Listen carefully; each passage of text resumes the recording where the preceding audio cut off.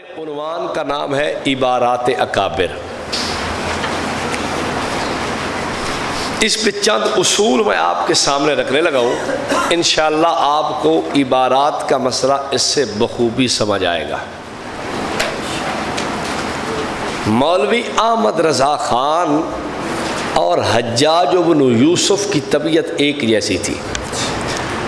مولانا یوسف لدھیانوی شہید رحمۃ اللہ علیہ نے یہ کتاب ہے ان کی تحفہ قادیانیت، اس کے جلد 2 میں یہ بات لکھی ہے۔ وہ لکھتے ہیں کہ جلد 2 صفحہ 132 کہ مولوی احمد رضا خان کی زبان اور حجاج بن یوسف کی تلوار توأم پیدا ہوئی ہیں، جڑواں پیدا ہوئی ہیں۔ اس کو قتل کرنے میں مزہ آتا تھا اور اس کو کافر کہنے میں مزہ آتا تھا۔ عادت یہ اس کی بن گئی تھی کہ کسی کے ذمے اگر کوئی بات نہ بنتی ہوتی تو خود بخود کوئی عبارت لگا دیتا تھا۔ وہ روتا دھوتا کہ یار میں نے تو کہا ہی نہیں، کہتا نہیں بس اب ہم نے کہہ دیا ہے، آپ کو ماننا پڑے گا۔ وہ کہتا بھائی میں نے کہا ہی نہیں، کہتا ہے ہم بے وقوف ہیں، ہم نے آپ کے ذمے یہ بات لگا دی ہے، آپ نے یہ بات کہی ہے، لہذا اب ماننی پڑے گی آپ کو۔ اس طرز پہ اس نے لوگوں کو کافر بنانے کے لیے یہ ڈھنگ اختیار کیا کہ اس نے اگر کہی بھی نہیں بات تب بھی اس نے ان کے ذمے لگا دیا کہ نہیں آپ نے کہی ہے بس کہی۔ اگر کسی کی عبارت نہیں ملی تو اس نے خود عبارت بنا لی، خود عبارت بنا کے اس نے کہا بس آپ کافر ہیں۔ یہ اس کی سوچ تھی، اس نے اپنی سوچ پہ عمل کیا اور امت میں اختلاف، افتراق، تشتت اور امت کے اندر ایک آ کے رکھنا ڈال دیا کہ یہ قیامت تک اب یہ رکھنا مٹ نہیں سکے گا، یہ اختلاف قیامت تک مٹ نہیں سکتا۔ اس سارے اختلاف کی جڑ مولوی احمد رضا خان ہے۔ اس پہ میں ایک حوالہ آپ کی خدمت میں رکھتا ہوں، پھر اپنے عنوان کی طرف آتا ہوں۔ کتاب چھپی ہے سوانح حیات اعلیٰ حضرت بریلوی، لکھنے والا میاں مانا شاہ قادری ہے، مقدمہ پیش لفظ لکھا ہے قاری احمد پیلی بھیتی نے، صفحہ 8 پہ اس نے لکھا ہے احمد رضا 50 سال مسلسل محنت کرتا رہا، یہاں تک کہ لوگ ہندوستان کے 2 حصوں میں تقسیم ہو گئے، ایک کو کہتے تھے بریلوی، دوسرے کو کہتے تھے دیوبندی۔ تو امت کو توڑنے والا کون ہے؟ مولوی احمد رضا خان ہے۔ اس نے فتوے ایسے لگائے کہ امت 2 حصوں میں بٹ گئی، ایک بریلوی کہلانے لگے، ایک دیوبندی کہلانے لگے، اور جناب بریلویوں نے علماء دیوبند کی تکفیر کرنی شروع کر دی۔ اب میں آپ سے پوچھتا ہوں، دنیا کا اصول ذہن میں رکھیں، کوئی بات کہے تو اس بات کا مطلب بھی اسی سے پوچھو، یہ تو ہے امن۔ کوئی بات کہے اس بات کا مفہوم بھی اسی سے پوچھو تو یہ امن ہے۔ اور اگر وہ کہے میرے فرشتوں کو بھی پتہ نہیں اور آپ اس کے ذمہ کہے نہیں اس کا یہی مطلب ہے، پھر فساد بنے گا۔ اب میں آپ کو چند مثال، آپ کہتے ہو کہ مولانا صاحب یہ بھی تو بات ٹھیک نہیں ہو سکتا وہ جھوٹ بول رہا ہو، نہیں، میں اپنی تائید میں اب میں آپ کو مثالیں پیش کرنے لگا ہوں۔ ایک شاعر تھا بہت بڑا، شاعر بڑا کمال کا تھا، حاسد تو لوگ ہوا کرتے ہیں۔ حسد کرنے والوں نے سوچا کہ کسی طرح اس شاعر کو گرانا چاہیے، انہوں نے کہا چلو آج چلتے ہیں، اس کی بولتی وہیں بند کریں گے۔ شاعر نے اٹھ کے شعر پڑھا، کہتا ہے کان نبی میں گوہر یکتا حسین ہے۔ جب اس نے یہ شعر پڑھا نا، مقطع پڑھا، تو پھر کیا تھا؟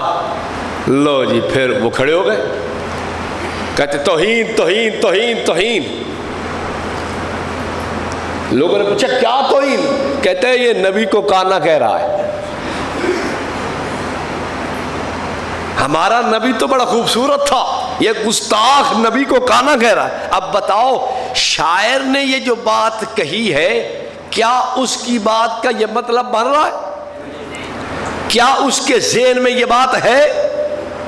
نہ اس کا ذہن ایسی بات کہہ رہا ہے، نہ اس کا جملہ ایسی بات کا مفہوم دے رہا ہے۔ یہ اس پر ظلم ہے، یہ اس پر بہت بڑا ایک بربریت ہے، اور اس پہ اوپر ایک بہت بڑی تہمت اور اتہام ہے کہ ایک بات نہ اس کے قلم نے کہی، نہ زبان نے کہی، نہ دل دماغ نے سوچی، وہ بات اس کے ذمہ لگا دی۔ اس نے فوراً بات کو پلٹا کہ چلو جاہل لوگ ہیں۔ اس نے کہا بحر نبی میں گوہر یکتا حسین ہے۔ وہ لوگوں نے کہا کیا ہوا اب؟ کہتے ہیں نبی کو بہرہ کہہ رہا ہے، نبی کو بہرہ کہہ رہا ہے۔ اور اسی طرح شور پڑا اور وہ مشاعرہ ہی ختم ہو گیا۔ اب بتاؤ یہ جو اس نے بحر کہا ہے، تو یہ بحر جو سمندر ہے، یہ تو اس معنی میں تھا، یہ ہاں تھا۔ انہوں نے کیا کہا؟ یہ کہہ رہا ہے کہ نبی بہرہ ہے۔ اب میں آپ سے پوچھتا ہوں کہ یہ جو اس نے اس کے ذمے مفہوم لگایا ہے، یہ اس کا مفہوم تھا؟ اس کے ذہن میں بات تھی؟ اس کے سوچ میں بات تھی؟ نہیں، نہ اس نے لکھی، نہ کہی، نہ اس کی بات کا مطلب یہ بنتا ہے، نہ اس کے ذہن میں ہی ہے۔ میں نے آپ کو پہلے سنایا تھا کہ ایک شخص اپنی بیوی کو والدہ ماجدہ کہتا ہے۔ اب لوگ سوچنے لگے اوئے ہوئے ہوئے ہوئے، یہ تو بیوی کو والدہ ماجدہ کہہ رہا ہے۔ مولانا کے حضرت میرا جو ہمسایہ ہے نا وہ کوئی بے دین ہو چکا ہے۔ کیوں بھائی؟ یہ بیوی کو والدہ ماجدہ کہتا ہے۔ انہوں نے اس کو بلایا، او خیر تو ہے، کیا ہو گیا ہے؟ کیا حضرت تو بیوی کو والدہ ماجدہ کہتا ہے؟ جی ہاں کہتا ہوں۔ مولانا سمجھ گئے کہ کوئی مسئلہ ہو رہا ہے۔ کہا تیری کتنی بیٹی ہے؟ اس نے کہا جی 3۔ بڑی کا نام کیا ہے؟ اس نے کہا عابدہ۔ دوسری کا نام کیا ہے؟ اس نے کہا فرزانہ۔ تیسری کا نام کیا ہے؟ اس نے کہا جی ماجدہ۔ اس نے کہا ٹھیک ہے آپ کیا۔ اب نہ اس کی بات کا وہ مطلب ہے، نہ اس کے ذہن میں، نہ اس کے سوچ میں، نہ اس کی بات میں یہ مطلب جان بوجھ کے اس کے ذمہ لگایا گیا ہے نا۔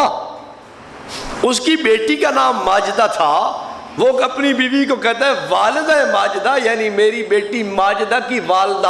ادھر آؤ میری بات سنو، تو نہ اس کی بات کا یہ مفہوم بنتا ہے، نہ آتا ہے، نہ لکھا ہے، نہ اس کی سوچ اور ذہن کی بات ہے، یہ تو اس کی شرارت ہے۔ ایک شیخ الحدیث نے کہیں ڈیرا لگایا تو چند جاہل کٹھے ہو گئے کہ شیخ الحدیث کو پریشان کرنا چاہیے، اس کو نکالیں، اس کے اوپر کو فتویٰ ایسا لگائیں کہ یہ نبی کا گستاخ ہے، ورنہ یہ تو یہاں علاقے پورے کے اندر دیوبندیت پھیلا دے گا۔ جاہل کٹھے ہو گئے 5 10 15 20۔ انہوں نے پہلے پلاننگ بنائی ہوئی تھی کہ یہ بندہ گستاخ ہے، اپنے علاقے میں مشہور کیا۔ بڑے بڑے وڈیرے 5 10 بڑے بڑے ترے نکال کے مار صاحب، خان صاحب، نواب صاحب، چودھری صاحب آ گئے کہ چلو ہم سنتے ہیں کون سی گستاخی کرتا ہے۔ بیٹھ گئے۔ ان نوجوانوں نے کہا حضرت جی کوئی ہمیں حدیث ہی سنا دے۔ اس نے کہا ٹھیک ہے۔ اس نے کہا قال قال رسول اللہ صلی اللہ علیہ وسلم۔ انہوں نے کہا بس بس حضرت بس، ہم گستاخی نبی کی نہیں سن سکتے۔ مارجی سنا ہے آپ نے، خان صاحب سنا ہے آپ نے، چودھری صاحب سنا ہے آپ نے، نواب صاحب سنا ہے؟ کیا بھائی کیا کہہ رہا ہے؟ کالا کالا رسول اللہ، نبی کو ایک مرتبہ نہیں 2 دفعہ کالا کہہ رہا ہے۔